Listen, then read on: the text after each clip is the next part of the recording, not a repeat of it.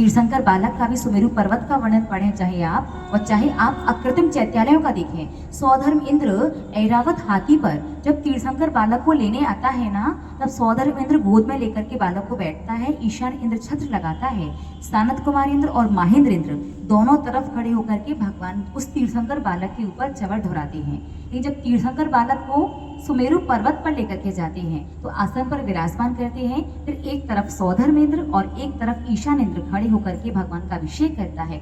अभिषेक के समय चवर नहीं ढुराए जाते, गलत है, ठीक है। जब भगवान अभिषेक शांति धरा वगैरह होकर के सब कुछ होकर आराम से बैठे हैं उस समय, ठीक है।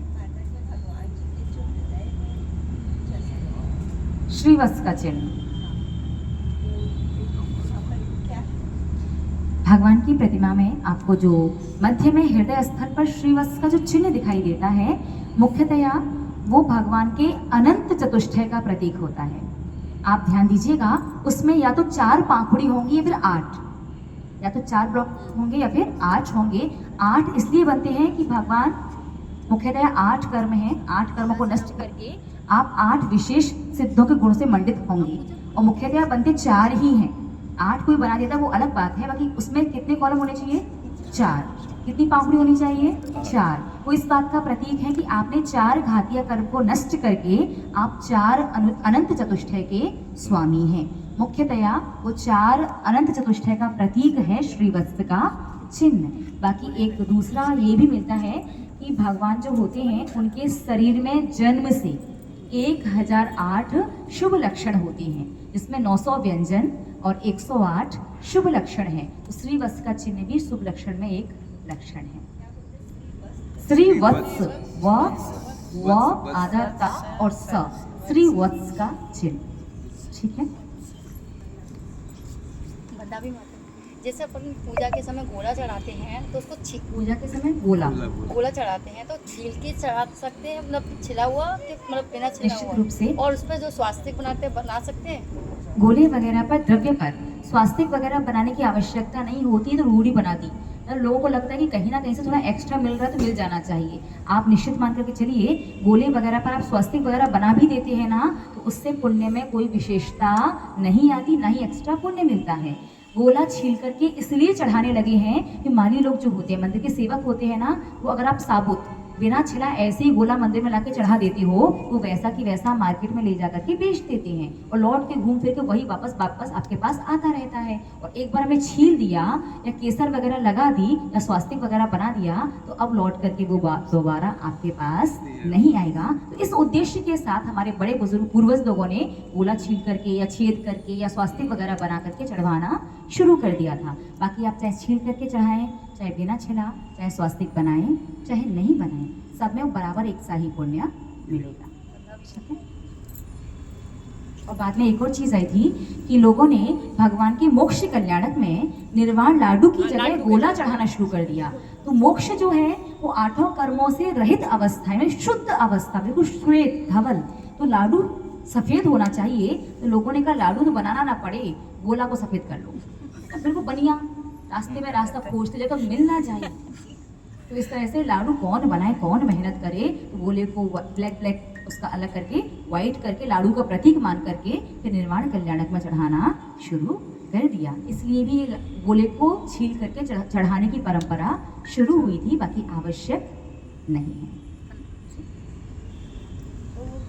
चढ़ा सकते हैं तो सही यही है। अच्छा बताइए, आपका बर्थडे आता है तो आप किसी का मुंह मीठा कराने के लिए गोला खिलाने जाती हैं, फिर उसे मिठाई खिलाती हैं? मतलब सांसारिक पूछ रहे हैं। आपका बर्थडे आता है तो आप उसका मुंह मीठा, या फिर आपके घर में कोई संसार से चला गया तो उसकी 13वीं का जो भोजन वगैरह होता है उसमें मिठाई बनवाते हो कि गोला परोस देते हो सबको? एक बात बताओ, आपने संसार में लेके कौन सा महान काम कर दिया जन्म लेकर के? आपने संसार में जन्म लेके कोई महान कार्य किया है क्या? ऊपर से धरती का वजन बढ़ा दिया। और जिनने महान कार्य किए उनका जन्म मोक्ष करने पर सूखा गोला लेके पहुंच जाते हो। गोला चढ़ाओ, कोई दोष नहीं है, लेकिन लाडू के स्थान पर लाडू ही ठीक लगता है। आप स्वयं तो संसार में लाडू के स्थान पर गोला परोसोगे तो चलेगा क्या? नहीं ना। तो वैसे ही भगवान तो शुद्ध शाश्वत दशा को प्राप्त कर चुके हैं। गोला तो उस समय का मार्ग था कि जब लाडू वगैरह बनाने के लिए शुद्ध कुएं के जल की व्यवस्था नहीं थी और उतना समय नहीं मिलता था कि शुद्ध लाडू बना करके मंदिर में चढ़ाने के लिए जा सकें, कोई आक्रमण ना कर दे, प्रतिमा को खंडित ना कर दे, मंदिर को ध्वस्त ना कर दे, तो सुरक्षा की दृष्टि से जब मंदिरों को जमीन के अंदर छुपा दिया गया तो ये बढ़िया सीधा साधा रास्ता गोले को वाइट करो, लाके चढ़ा दो। तो परिस्थितियों में जो रास्ते निकाले गए थे, आज हम उन परिस्थितियों के रास्तों को पकड़ करके धर्म मान करके करते जा रहे हैं। अब हमें समझना चाहिए कि सही धर्म क्या है। आप भले कुछ भी करते रहो, लेकिन आपको ज्ञान जरूर होना चाहिए कि सही क्या है और हमें करना क्या चाहिए। ठीक है, तो सही यही है कि निर्वाण लाडू वाले स्थान पर क्या चढ़ाएं? लाडू। बहुत इजी है, बिल्कुल मुश्किल नहीं है। जैसे अगर आप चाशनी वाला लाडू बना पाते हैं, बहुत अच्छी बात है। चाशनी का लाडू ना बना पाए, सीधा सिंपल सा, आप कुएं का, बोरिंग का या बारिश का, तीनों में से किसी भी प्रकार का पानी आप यूज़ कर सकते हैं। आप पानी लेकर के जाइए, उस पानी को अच्छे से छान करके बॉईल कर लीजिए। 24 घंटे की पानी की मर्यादा हो गई। एक नया वाइट सफ़ेद जो छन्ना वगैरह होता है ना, कॉटन का एक कपड़ा लीजिए, उस कपड़े को पानी से गीला करके उसे पूरा निचोड़ लीजिए और उस हल्के गीले कपड़े से चीनी को पौंछ लीजिए, मिक्सी में उसका पाउडर बना लीजिए और हल्का सा छींटा लगा करके ऐसे ऐसे कीजिए, लाडू तैयार है। सिंपल सा। चाशनी का बनाते बने, आप चाशनी का बनाइए बेस्ट, लेकिन चाशनी का हर किसी का अच्छे से नहीं बनता, तो चीनी पौंछो, पीसो, ऐसे ऐसे करो, लाडू तो तैयार है। मिक्सी तो हम लोग सब चीज में यूज करते हैं ना। हाँ, तो वो कैसे तो आप use एक पॉट मिक्सी का अलग से लेकर के आ सकते हैं। एक बात बताइए, आप मिक्सी संसार में हर चीज में यूज करते हैं, तो क्या साधु संतों के लिए वो मिक्सी यूज नहीं करते? या साधु तो ऐसे ही हैं? नहीं नहीं उनके चौके के लिए दूसरी मिक्सी लाते हैं ना? प्रश्न हमारा, साधु के चौके के लिए दूसरी मिक्सी लेकर के आते हैं क्या? यूज की हुई रहती है। कैसी बात कर रहे हैं? घर घर चौका लगता है तो बेटर है एक छोटा सा पॉट अलग से लेकर के आ जाएं। वो उस पॉट को सिर्फ मंदिर के लिए, लाडू बनाने के लिए रखें। अगर आप ऐसा कर सकते हैं तो ये करें। बाकी आप मिक्सी का जो पॉट है, आप उसे अच्छे से धो करके थोड़ा सा अग्नि दिखा करके, धूप वगैरह में रख करके यूज़ करेंगे भी तो दोष नहीं है। आप उसे किसी भी चीज़ में यूज़ करते भी हैं घर में, तो आप उसे थोड़ी धूप वगैरह दिखा करके, उसे हल्का सा गर्म करके फिर आप यूज़ करते भी हैं तो दोषपूर्ण नहीं है। और अगर आप ऐसा कर सकते हैं कि छोटा सा पॉट नया ला करके रख सकते हैं तो वैसा भी कर सकते हैं। ठीक है, अरे लड्डू चीनी का बना तो अलग अलग जगह, कहीं पे बेसन के बनते हैं, जहाँ की चावल के। जैसी मान्यता वहाँ वैसा कर सकते हैं। श्रेष्ठ और इजी है चीनी का, बेटर है। बाकी जहाँ जो परंपरा जिसका जो चल रहा है, नमो अरिहंताड़म, आपको लौकी पसंद है, हमने मना किया कि लौकी क्यों खाते, तोरे खाया करो। इनको तोरे पसंद है, इनको हमने कुछ कहा नहीं। इन्हें कद्दू पसंद है, हमने इनसे कुछ नहीं कहा। उन्हें करेला पसंद है, उनसे कुछ नहीं कहा। तो स्वरुचि भोजन, भोजन के कार्ड में क्या लिखा जाता है? स्वरुचि भोजन। हमने 20, 25, 50 आइटम बनवाए हैं, जिसको जो पसंद है वो खाओ, लेकिन भजन स्वरुचि नहीं होता। भजन तो, धर्म तो जबरदस्ती वाला, हमने जो कहा वही होगा। क्यों भाई इतना दिमाग लगाना है? धर्म चर्या का विषय है, चर्चा और विवाद का विषय नहीं है। जैसे स्वरुचि, जिसको जो पसंद है वो खाता है ना, वैसे जिस मंदिर की जो जैसी परंपरा है, शांति से आपका जैसा मन करे और जितना शुद्ध आप व्यवस्था कर सके वैसा शुद्ध लाएं और उत्कृष्ट चढ़ाएं। क्या होता है?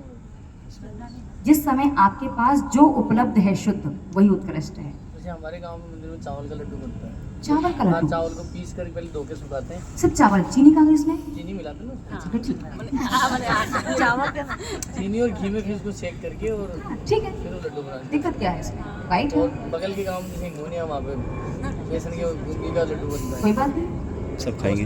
कोई दोष नहीं।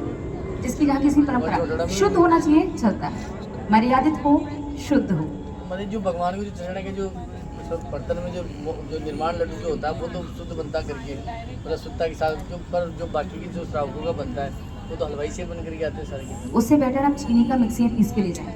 वो तो अपने घर से ले जाओ मंदिर से। हलवाई का बना हुआ सोला नहीं चलता। अब वो सोले में होगा ही नहीं कैसे। अपने हाथ से शुद्ध बना करके लेके जाए, वो सबसे श्रेष्ठ है।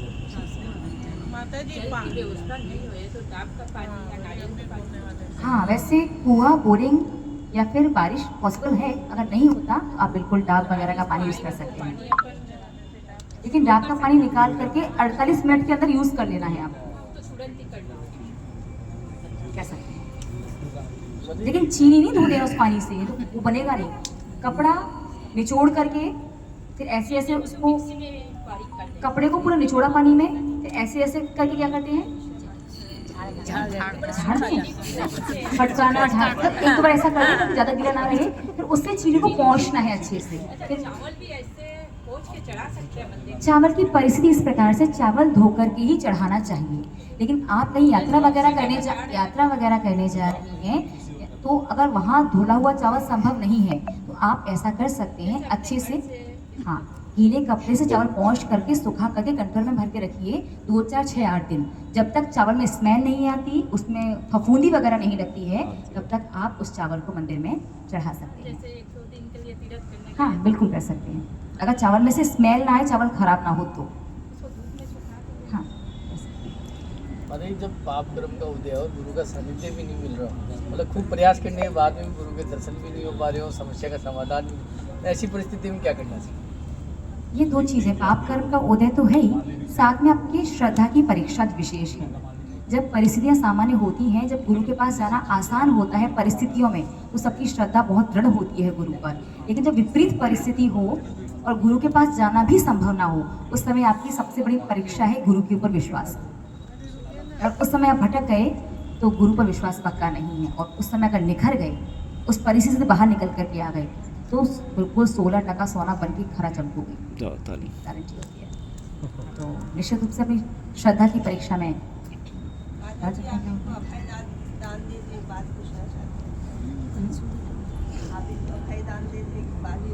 हम इनको अभयदान देते, मतलब समझे नहीं हम प्राप्त को, हम इन्हें अभयदान देते मीन्स क्या था? ये कुछ बादाम वगैरह केसर वगैरह दे के खूब सुंदर सुंदर लड्डू बनाते हैं, ठीक है। उसका फिर अंत रिजल्ट क्या होता है? उसको तो फेंक दिया जाता है कौन फेंकता चढ़ाने के है? बाद। यहाँ पर तो वही सब होता है। माली मंदिर का माली या सेवक है वो लेके नहीं उतना नहीं खा पाता माता जी उतना नहीं खा पाता है।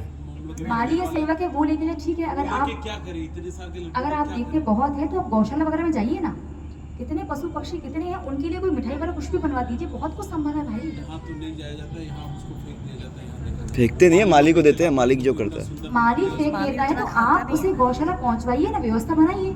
आसपास कितनी तो गौशालाएं हैं, खाने वाला तो कमी नहीं, क्यों फेंकते हैं? वहां तक पहुंचाइए ना। सीधी सिंपल सी बात है, आप कितना भी अच्छा स्वादिष्ट महंगे से महंगा भोजन करो, वो सारा की सारा भोजन मल बनता है कि नहीं? आप शौच में निकाल के आते कि नहीं सब कुछ, तो शौच बन जाएगी, मल में निकाल के आना पड़ेगा। इस उद्देश्य से आप खाना खाना छोड़ दोगे क्या? वो तो छोड़ दिया तो कमजोरी आ जाएगी, भूखों मर जाएंगे भाई। ऐसे ही धर्म की क्रिया वो फिक जाता है, यहाँ वहाँ डलाए क्या होता है ये सोच करके अगर धर्म की क्रियाओं का लोप कर दिया तो हमारी आत्मा का कल्याण कैसे होगा? रास्ता हर चीज का है। वैसे माली यूज करता है, वो चाहे बेचे चाहे खाए चाहे कुछ भी करे, माली फेंक देता है, ऐसा हम पहली बार आपसे सुन रहे हैं। फिर भी आप कह रहे हैं तो ठीक है, शायद ऐसा हो सकता है कि किसी मंदिर के माली को आपने फेंकते हुए देखा हो। तो श्रेष्ठ यही है कि आप वो सारा स्टोर करें, एक साथ इकट्ठा करें, और आसपास जो भी गौशाला है, पशुशाला है, जहाँ भी जो भी हो, वहाँ वो पूरी द्रव्य सामग्री पहुँचवा दीजिए। वहाँ पशु तैयार बैठे हैं खाने के लिए, बिल्कुल कुछ नहीं फेंकता। तो इतना तो किया ही जा सकता है, आप कितनी व्यस्त हो। तो रास्ता हर चीज़ का है, प्रयास करने से मंजिल मिल जाती है, ठीक है। लेकिन फिक जाएगा इस उद्देश्य से आप चढ़ाएं ना, छोटा चढ़ाएं, ये तो गलत बात है। सारा भोजन मल बन जाएगा इस उद्देश्य से आप रूखी सूखी रोटी खाना शुरू कर दो, ना दाल खाओ ना सब्जी ना घी ना नमक, नहीं चलेगा ना। हर चीज़ का अपन ये नहीं सोचते कि अच्छा भोजन करेंगे तो मल बन जाएगा। क्या सोचते हैं? भोजन मल बना, लेकिन जो हमें शक्ति शरीर के लिए चाहिए वो उस भोजन से हमारे शरीर में शक्ति आ चुकी है। ऐसे ही हमने सामग्री भगवान को चढ़ाई, उसका पुण्य तो हमारी सत्ता में आ चुका है। अब हम देख लेंगे, कोई ना कोई रास्ता निकालेंगे। माली लेकर के जाए अच्छी बात है, ये तो पशुओं के पास तो पहुंचा ही सकते हैं, ठीक है। चलेगा 7:30 समय हुआ पूर्ण, तो फिर मिलते हैं कल सुबह। कल वैसे भी 7:30 बजे बच्चों की क्लास है।